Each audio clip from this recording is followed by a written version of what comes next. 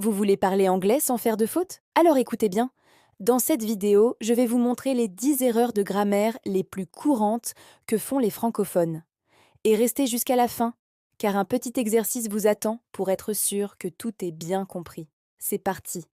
Première erreur, confondre your et your. Your, Y-O-U-R, est un possessif. Ça veut dire ton, ta, tes ou votre, vos. Par exemple, This is your book, c'est ton livre.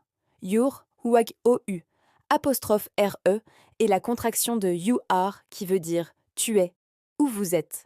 Par exemple, You're a good student. Tu es un bon élève? Ne les confondez plus. Deuxième erreur fréquente, l'utilisation de it et its. C'est un peu comme la première erreur. It, its, sans apostrophe, est un possessif. On l'utilise pour parler de quelque chose qui appartient à un animal ou un objet. Par exemple, The dog is chasing its tail.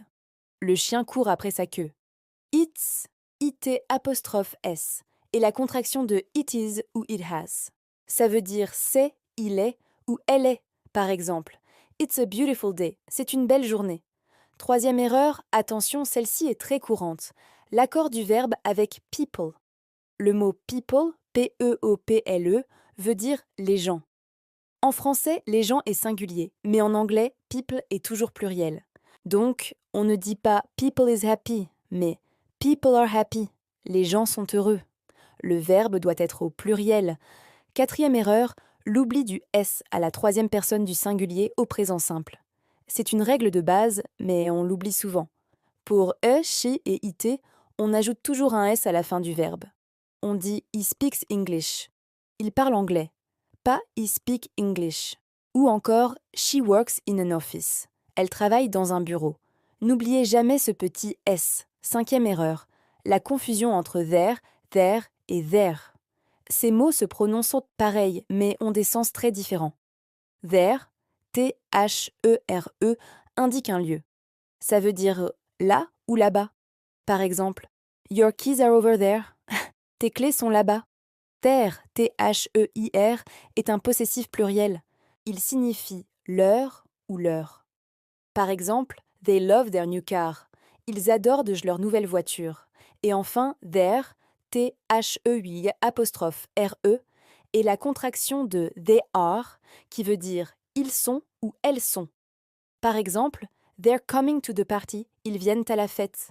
Sixième erreur, mal utiliser much et many. Les deux veulent dire beaucoup, mais on ne les utilise pas de la même façon. On utilise many, M-A-N-X-I-A-S, avec des noms que l'on peut compter, les noms dénombrables. Par exemple, I have many friends, j'ai beaucoup d'amis. On peut compter les amis. On utilise much, M-U-C-H, avec des noms qu'on ne peut pas compter, les indénombrables. Par exemple, I don't have much time. Je n'ai pas beaucoup de temps. On ne peut pas compter le temps. Septième erreur, la double négation. En français, on dit « je ne sais rien ». Il y a deux mots de négation, « ne » et « rien ». En anglais, c'est une grosse erreur. On n'utilise qu'un seul mot de négation par phrase. Au lieu de dire « I don't know nothing », on dit « I don't know anything » ou « I know nothing ». Les deux veulent dire « je ne sais rien ». Choisissez l'une ou l'autre, mais jamais les deux en même temps. Huitième erreur, la mauvaise place de l'adjectif. En français, l'adjectif se place souvent après le nom. On dit « une voiture rouge ». En anglais, c'est le contraire. L'adjectif se place toujours avant le nom qu'il décrit. On dit donc « a red car ». C'est une règle simple, mais fondamentale. Un autre exemple, « a beautiful house », une belle maison. Neuvième erreur, l'utilisation incorrecte des prépositions in, on et at pour le temps. C'est un vrai casse-tête pour les débutants. In, in s'utilise pour les périodes longues, les mois, les années, les saisons. Par exemple, in August, in 2024, in summer. On, s'utilise pour les jours et les dates précises. Par exemple, on Monday, on July 4th et at s'utilise pour les heures précises et certains moments de la journée. Par exemple, at 8 p.m., at noon, at night.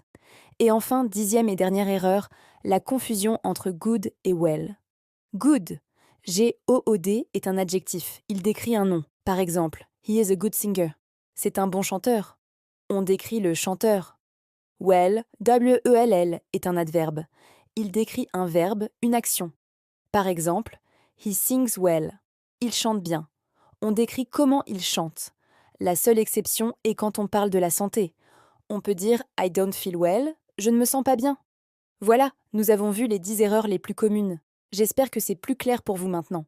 Comme promis, passons à notre petit exercice de révision. Je vais vous donner 5 phrases à compléter. Mettez la vidéo en pause, écrivez vos réponses et ensuite on corrige ensemble. Prêt? Première phrase. Going to the cinema tonight. There, there, there. Deuxième phrase. She has books in her bag. Much, many. Troisième phrase. My cat is cleaning. Pause. It's quatrième phrase. He to the gym every day.